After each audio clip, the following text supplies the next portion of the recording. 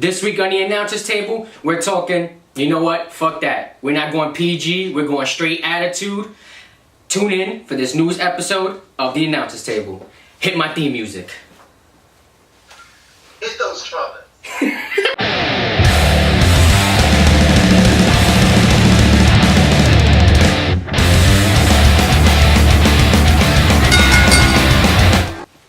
What's going on, Wrestle Geeks? Welcome to another episode of the announcers table. I am your host, B-Rye, and with me as always, the Canadian screwjob himself, Hertz Gewurz. How's everybody doing tonight? How you doing tonight, Brian? I mean, I can't complain. I'm doing good. I mean, Raw was actually good for the first 2 hours. No promos. I mean, the only thing that we got was just a, moment of silence for the Florida shooting. But it was just a straight gauntlet match for 2 hours. Want to give it up to Seth Rollins, who did a phenomenal job in the ring. He lasted over an hour. He defeated both Roman Reigns and John Cena. I think that was just pretty fucking awesome. The flow of that match was amazing. Like, whoever put that together needs to be the person in charge of Raw. Because what you had was the two guys that you most believed were going to win the match, Cena and Reigns, lose one after the other, pinned clean. I don't even remember the last time John Cena was pinned clean on an episode of Raw. I mean, Gewurz, not to cut you off, I can tell you who came up with that match starting the way it is, and that was us. Because we complained last week how Raw was bland, how they're just repeating the same thing over and over and over. And I'm starting to believe they're either listening to our show or they're watching our show. Because a lot of our ideas are being broadcasted on live television. It's because we make really good points and we have excellent ideas. But this match, I really want to get back into it because the way they put this together was so smart. So you have two great matches, right? Rollins Reigns and Rollins Cena. Those are good to great matches any day of the week, anytime you put them on, and they did a great job on Monday. And then you follow that up with sort of like a cool down match with Elias winning because he's, sort of picking the bones, right? He's showing up at an opportune moment. And by the way, he's coming in last in the Elimination Chamber. So he's showing you, they're showing the work, which is what I was begging them to do last week. Well, we were begging, we, get it right, we were begging them to show their work.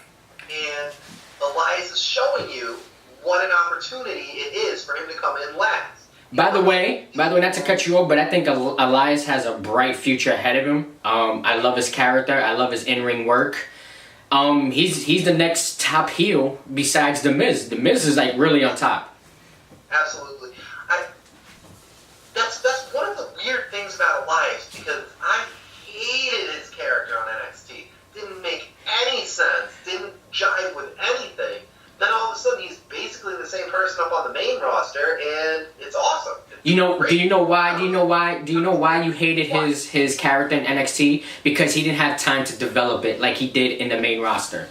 It was basically just rushed, and as soon as he created this character, they moved him up to the main roster. Okay. But, whatever it was, man, he was the Drifter was so dumb on NXT. It was so cheesy. And then they bring him up to Raw, and I was worried it was going to continue to be dumb and cheesy, but it works. It works really well, and I'm so surprised by that. It really does. And then after he picked the bones and took out Seth Rollins, Finn Balor came out next. Finn Balor and Elias already have chemistry together. They've had a bunch of matches together. It went really well. Finn gets that win, and then The Miz comes in, and you build the story even more because you have The Miz Taraj interfering to help The Miz win, so you don't have The Miz getting a very clean victory over Finn Balor, and you have Finn Balor go to the back and do his backstage interview and say, hey, next week, we're going to be in a cage. The Miz Taraj isn't going to help. I'm going to get The Miz all to myself. And that's, again, showing their work. Exactly. He needs this to keep The Miz Taraj away from Finn Balor so he can take out The Miz. And I love the fact how they're finally doing something with this Elimination Chamber storyline. We complained last week. We were talking so much shit about the Elimination Chamber, about Raw, how everything is just bland, there's nothing going on, it's wash and repeat. And finally, they give us something to get us back invested into the Elimination Chamber pay-per-view. They really did a great job. Yeah, it took 1 week a real storyline around why we should care at all about this Elimination Chamber. It really, looking back, it just sort of makes me even more angry, right? Like, how are they not doing this the whole time? I mean, it's WWE. They're gonna piss fans off. They're gonna, and then try to get them back.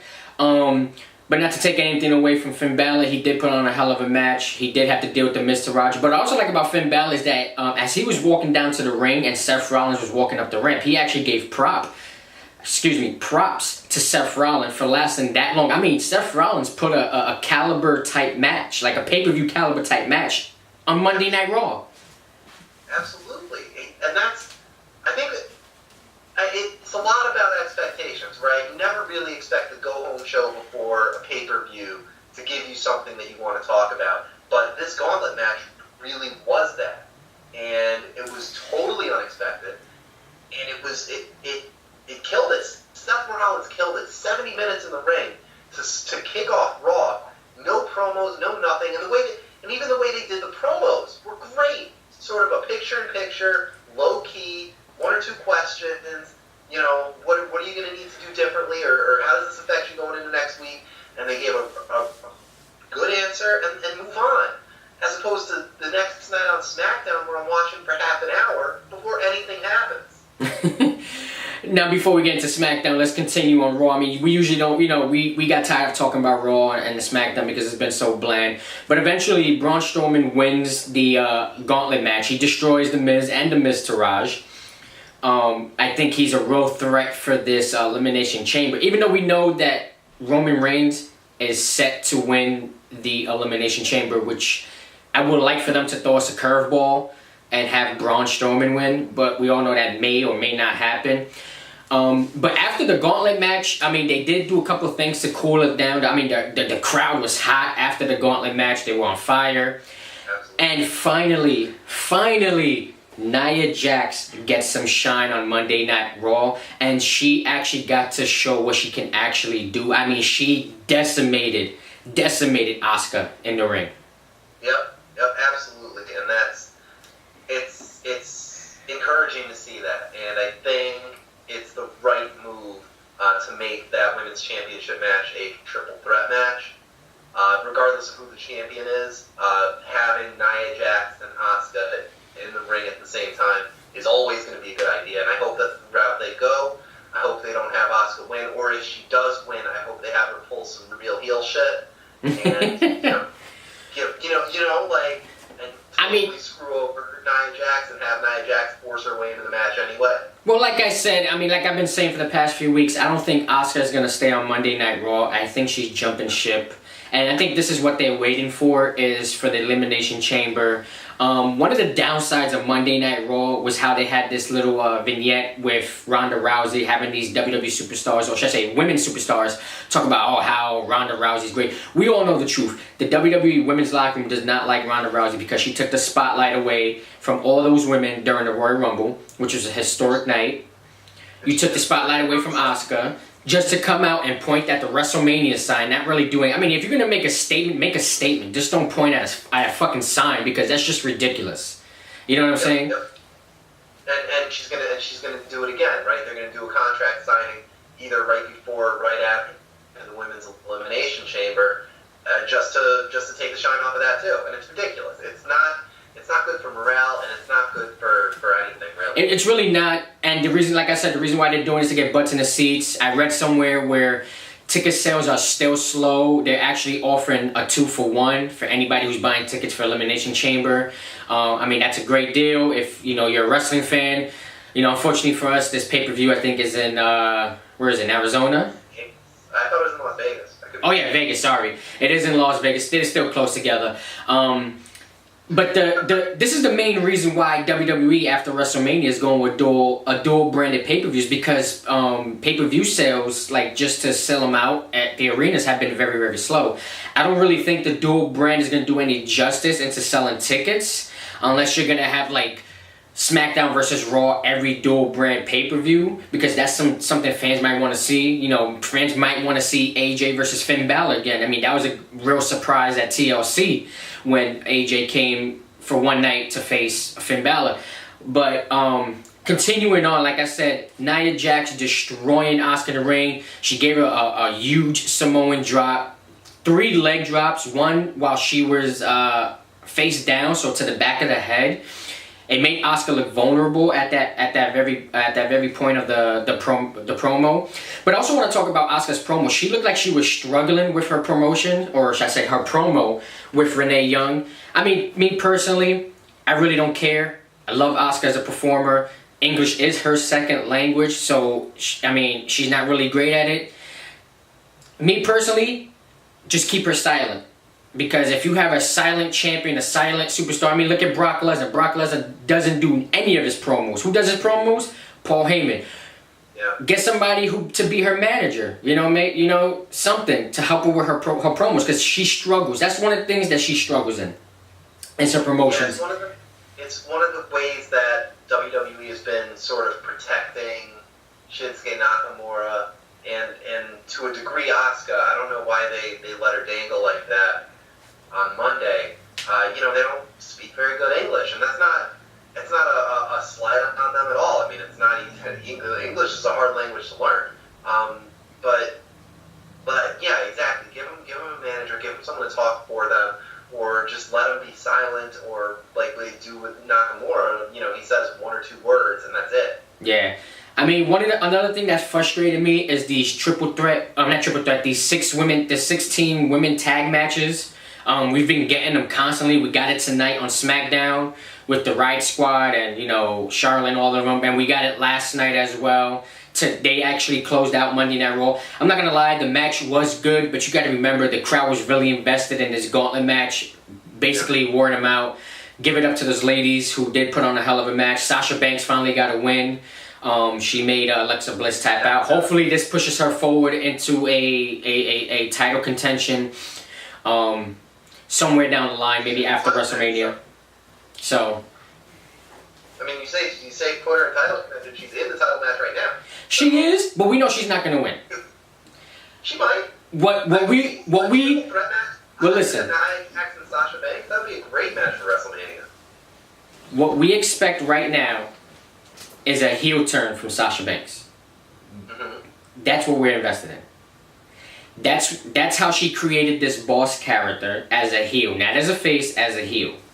Right. So that's what we're expecting, either at Elimination Chamber or the next night on Monday Night Raw. Now going forward, SmackDown was tonight. First 30 minutes of SmackDown was a promo.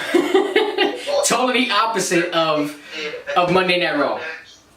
They did one match, and then they ran another promo for another 15 minutes. Yeah, the shit's just getting ridiculous on SmackDown. It's like Raw listens to our show, but then SmackDown ignores us. And then, and sometimes it's the opposite. I think it's because I talk too much shit about Shane McMahon, right? And that's because you love Shane. You deep down inside, you love Shane McMahon. I can't stand him on TV. I need him off TV forever. I can't stand. Here's the thing. Why is the WWE champion the least important person in the WWE Championship feud picture?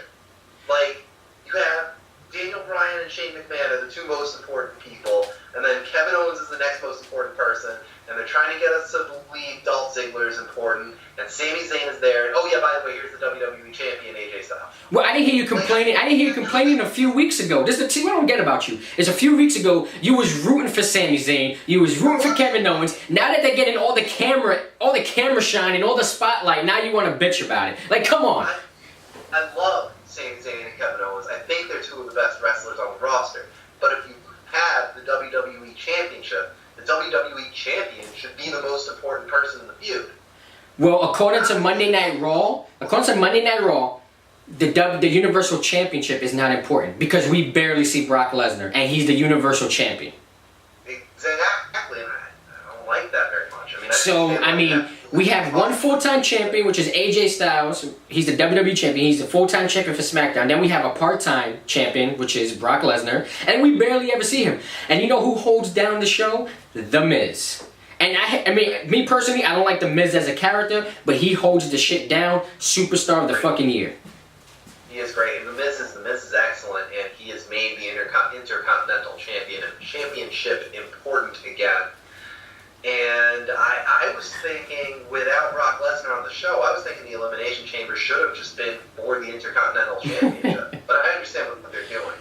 I think, I don't know, I don't like the idea of a part-time champion. I understand why they have to do it, but I really hope they take the title off Brock Lesnar at WrestleMania. Either they will. They will. Roman Reigns or whoever else. So moving on, SmackDown really wasn't great tonight. Like we said, it was a lot of promos. The best match of the night was probably Baron Corbin and AJ. You know, AJ, he runs the place. He puts on a phenomenal match no matter who's he up against. No matter who. Yeah, he'll always put on a good match. I don't know. Yeah. I mean, there's really nothing to say about SmackDown. We did find out that Double J, Jeff Jarrett, is being inducted into the WWE Hall of Fame. Congratulations on Jeff Jarrett. Congratulations. I mean, I wasn't really a big fan of his. Nobody would. I mean, the only good thing he had was Deborah. He brought in Deborah. Yeah. I mean, hey, I guess they're running out of people, you know. They still have Undertaker to induct. They still have The Rock, Triple H. They have a lot of people, but I guess they're trying to save that for future years. You know, the main attraction this year is Goldberg. So, now talking about Ronda Rousey, there's a lot of speculation that her first match is going to be at WrestleMania. And they're trying to get The Rock to be her tag team partner because they want to continue that angle from WrestleMania 31 where it was Ronda Rousey and The Rock and Stephanie McMahon and Triple H in the ring. And, you know, she judo tossed Triple H, and, you know, she had Stephanie in a little weird armbar. But there's also speculation of having a one-on-one match with Stephanie McMahon. I mean, I've seen Stephanie wrestle. She's gotten a little bit better when she had that SummerSlam match against Brie Bella. It was a little bit better than when she was Women's Champion back in the Attitude Era, which we're kind of having right now, an Attitude episode on this fucking show, my show. So, Hertz Diverts, what do you think they should do with Ronda Rousey for WrestleMania? I want to hear your thoughts. I want to hear your input because apparently whatever we say may take a week, may take 2 weeks, but it gets put into WWE storylines. I mean, like I said, we predicted Elimination Chamber for the women. We predicted the Royal Rumble for the women. I mean, they might as well just sign us on and just have us as the creative team. I'm just saying. We would kill it. What they should do with Ronda Rousey is have her wrestle, you know, once or twice on Raw. You know, wrestle maybe Bayley, maybe Sasha Banks once or twice. You know, to sort of get a feel for how things go instead of just putting her right on WrestleMania. What they'll probably wind up doing is just put her right in the championship match at WrestleMania, right? No, I don't see that happening. She doesn't deserve it. I don't see it happening. She doesn't deserve it, but they'll probably do it. I don't see it happen. This is Asuka's moment. Asuka won the Royal Rumble. She deserves the moment. She already took Asuka's moment. She did, but she's not going to take another one. You know what? If she ends up taking Asuka's moment at WrestleMania, I swear to God, I will fucking boycott WWE. I will cancel my subscription right then and there. It's one of those things that I'm afraid of happening, right? They'll make it a fatal four-way match. They'll make it Nia, Asuka, and to all the Ronda Rousey fans out there, I have nothing against Ronda Rousey, but you just started in this business. You did not deserve a title shot at WrestleMania. You have to work your way up, just like the rest of these women have worked their way up, have busted their asses coming up from NXT into the main roster, and it's the reason why the Divas division is now the women's division. Absolutely, but if you already had her at the Royal Rumble point at the WrestleMania sign, that means something. That has meaning in WWE. What does it mean? That she's going to WrestleMania? She could be a fan. She could sit front row. I could point at a WrestleMania sign and then just watch the show from the fucking comfort of my home. It means she gets a title match, man. That's what that means. No. She does not deserve a title match. Like I said, I have nothing against Ronda Rousey. I love Ronda Rousey, but she does not deserve a title match at WrestleMania. What they should do is try to get her a tag team partner and go up against Triple H and Stephanie McMahon. My pick would be if Braun Strowman does not win the Elimination Chamber, pair up with Braun Strowman. Okay, that would be interesting. Because as you remember, Survivor Series, Braun Strowman destroyed Triple H for taking his moment away or something like that. So, I mean, they can build a storyline off of that. Sure. Absolutely. And you know, Braun Strowman's already taken part in the mixed match challenge, so we already know that he's capable of doing that. Yeah, that would be an interesting match. Maybe you give Ronda Rousey a female tag team partner. We introduced, women's tag team championships. Maybe, but she still doesn't deserve a title, man. She doesn't. She doesn't deserve a title. The question is that, why did she sign on to be in the WWE, right? Like, because she's done in UFC. She got knocked out twice. She's done. She's done. Okay. She's done. That's the reason why she's signed. She's moving on to the next step of her career. She's still young. I think she's what? She's maybe at the cusp of 30 or under 30. So she's still in the prime of her career. She can have a great 6-7 year run in the WWE if it lasts that long.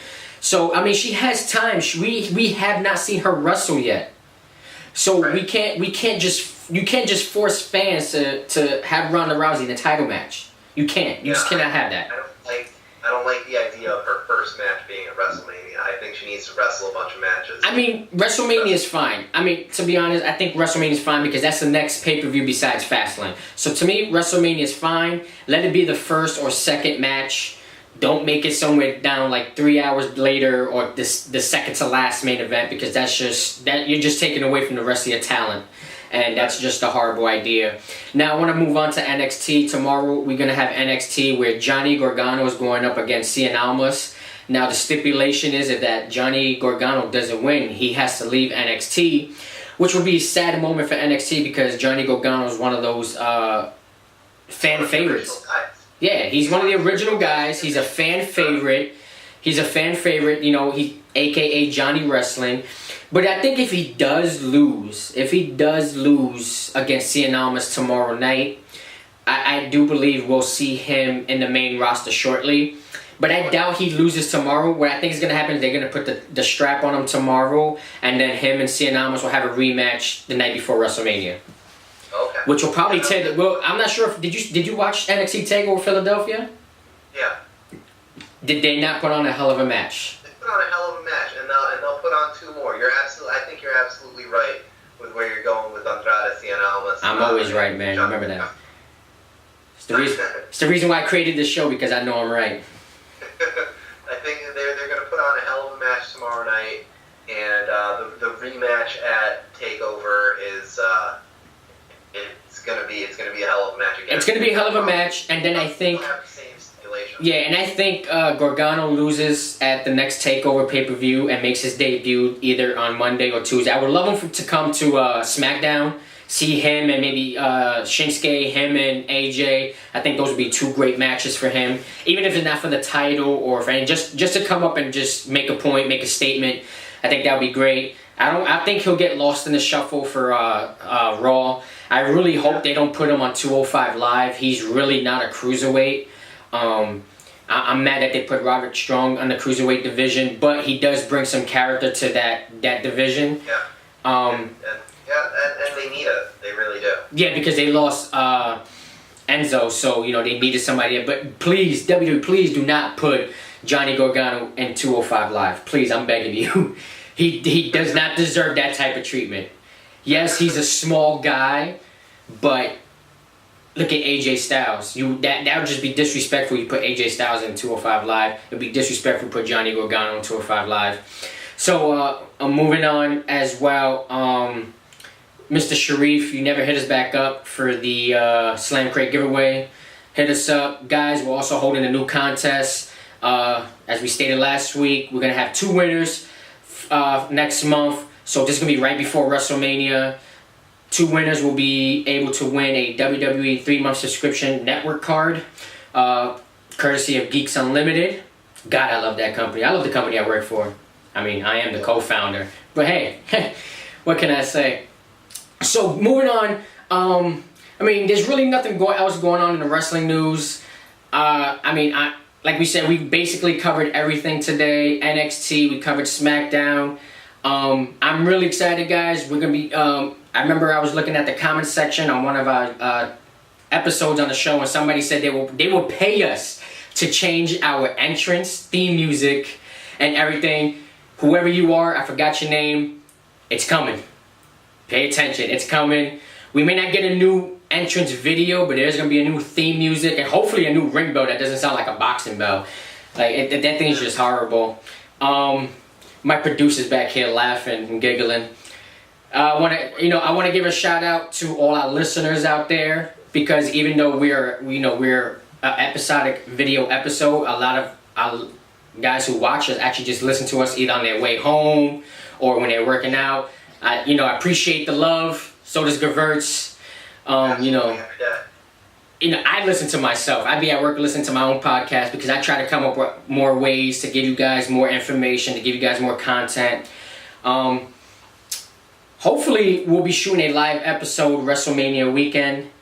So guys, definitely be on the lookout for that. We're trying to get a live episode up for WrestleMania weekend. Gewurz. Hopefully you're around for WrestleMania weekend. If not, then you know what?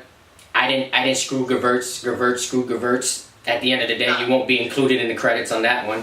So, I mean, you got anything to say, because you're just sitting there quiet. You just let me shoot at you all episode, you know?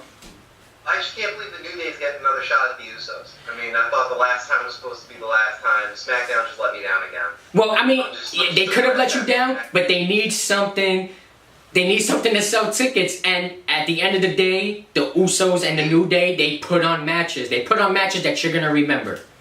Yeah, but I mean, give us Rowan and Harper. Oh God, no, not the Bludgeon Brothers. Come on, that's the most horrible gimmick SmackDown has right now. Yes, they're forcing. I mean, if you look who they're fighting jobbers. They're fighting the botchers like leftovers. Like, the botchers, that's the botchers leftovers. They're not fighting nobody of importance. All they do is the New Day wins a match, and they want to come out because they have a match next. Come on. But we know that Harper and Rowan are good wrestlers. I understand they're just wrestling jobbers, but we know they're good. They're former tag champs. They're good. They're good, but let's see them go up against real tags. Let's see them go up against the Usos. Let's see them go against the New Day, against Benjamin and Gable. Come on, man. See, this is why you can't have John Cena fanboys co-hosting with you. Say anything this week. Speechless again. Speechless. Look at that. All right, guys. This concludes another episode of the Announcers Table. Hope you guys enjoyed. Remember to like, subscribe. Also, check out a bunch of our sister channels on the Geeks Unlimited page. Q Mayhem Gaming should be up and running with the next week and a half. Be on the lookout for that. As always, Gewurz, it's always a pleasure. I'm giving you props again, even though I don't like you, but you make this show with me. But you need me. Yeah, I'm gonna admit I need you, but I don't want you. How about that? It's like prison sex. You hear the director, it's like prison sex.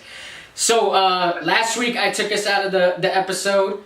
I'm gonna pass it to Gewurz again. I'm your host, B. Rye. Here's your co-host, Gewurz. Take us out.